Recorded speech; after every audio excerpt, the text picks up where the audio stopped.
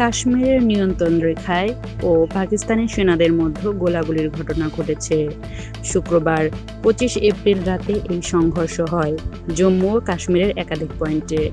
ভারতীয় সেনা সূত্র জানায়, প্রথমে পাকিস্তানি বাহিনী ভারতীয় চৌকির দিকে গুলি ছোড়ে, পরে ভারতের পক্ষ থেকেও পাল্টা গুলিবর্ষণ করা হয়। তবে এখন পর্যন্ত কোনো হতাহতের খবর মেলেনি। দুই দেশের সেনাই উচ্চ সতর্কতায় রয়েছে। এই গোলাগুলির ঘটনা এমন এক সময় ঘটল যখন কাশ্মীরের পেহেলগ্রামে পর্যটকদের ওপর ভয়াবহ সন্ত্রাসী হামলায় 26 জন নিহত হয়েছে। নিহতদের মধ্যে রয়েছেন একজন নেপালি নাগরিক। হামলার জন্য পাকিস্তানকে দায়ী করছে ভারত। এরপর থেকেই দুই দেশের মধ্যে কূটনৈতিক উত্তেজনা চরমে পৌঁছেছে। ভারত এরই মধ্যে একের পর এক কড়া পদক্ষেপ নিতে শুরু করেছে।